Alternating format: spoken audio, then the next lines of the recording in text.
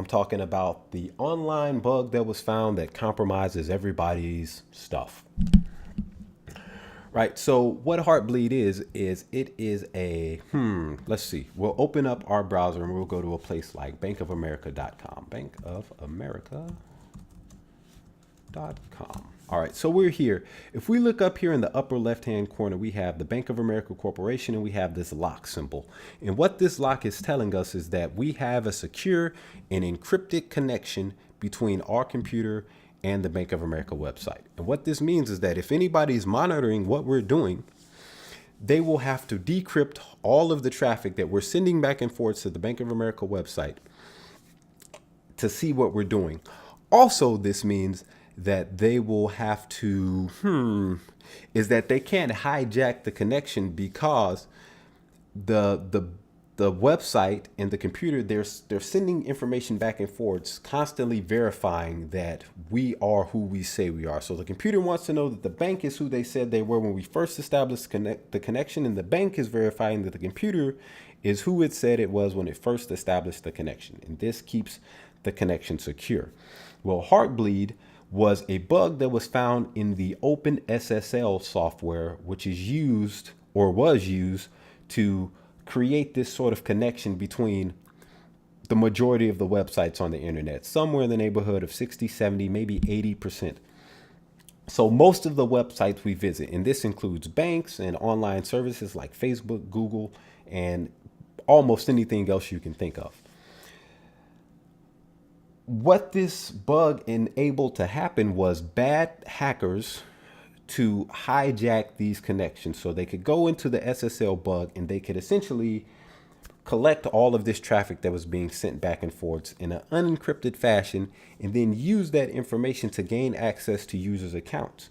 Now, the bad part about this is that a lot of users use simple passwords, and more importantly, they use simple passwords for everything. And it's often the same passwords for all of these different accounts. They have the same email password. That's the same as their Facebook password. That's the same as their Google password. That's the same as everything. Their bank account password, you name it. The password is probably the same for most people. If you go out and you ask 10 people, 9 out of those 10 people are going to say, they won't say I use the same password for everything. It depends on how you word the question. If you say, do you use different passwords for everything? Most people will pause and go, oh, yeah. That means no, they're lying. Right?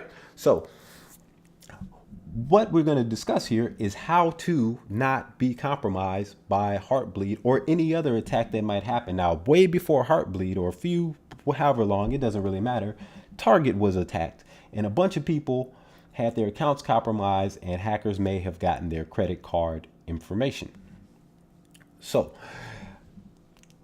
imagine this, right? You have your credit card at Target and the hackers get into the Target account and they find out who you are. Now they have your name. Now they can do a Google search for you and they can find your LinkedIn account and your Facebook account and whatever else public profile you have, and say they have access to one of those systems. Now they can go into your Facebook and figure out your email address, and then they can go into your email and figure out your bank account information. Then they can go into your bank account and they can transfer all the money out of your bank account. They can buy a house. They can do all kinds of stuff with this information.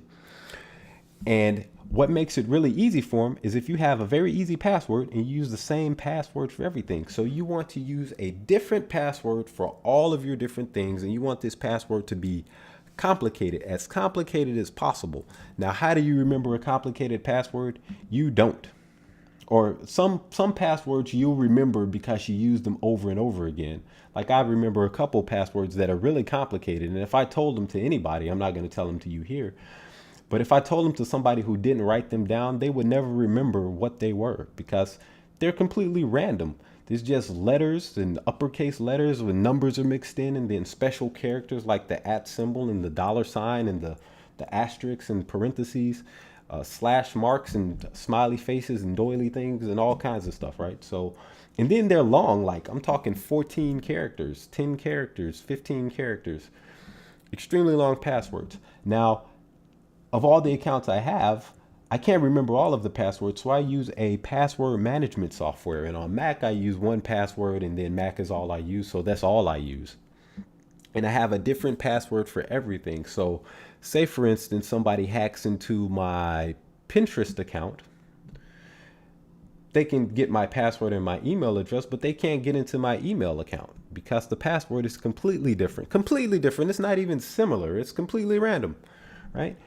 And if they were to get into my email account and figure out what bank I use, my bank password is completely different. It's completely random. It has nothing to do with anything. It has not even related to me any way at all, way, shape, or form beyond the fact that it's a password, right? So that makes it extremely hard for them to get into my bank account.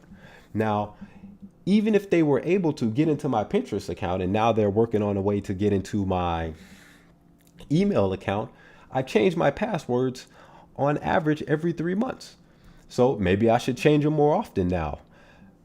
When I change that password, the accesses they once had, they no longer have anymore, right? And then if I change the password to my email account, which is completely different from my Pinterest account, and I change the password to my bank account, which is completely different from everything else, then it makes it even harder. And the more often I change these passwords using these extremely complicated passwords, the more secure I will be, unless somebody is able to capture these passwords while I'm creating them, which is extremely difficult and highly unlikely.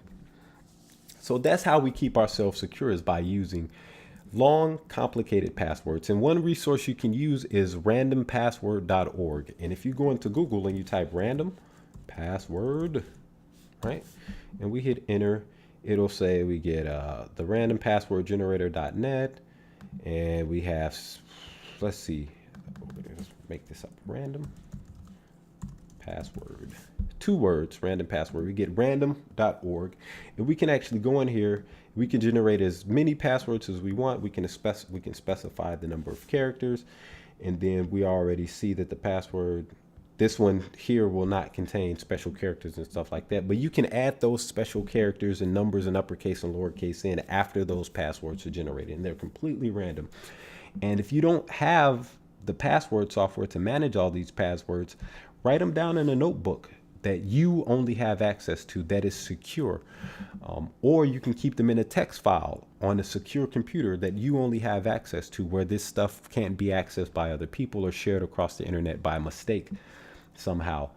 And this increases your odds of being safe, because the criminals out there, they can't come into your house and find this notebook, and they can't get into your computer and find this file if it's secure. So it is definitely much better than using the same small, rememberable, unsecure password for everything that you do. And that is the essence of Heartbleed.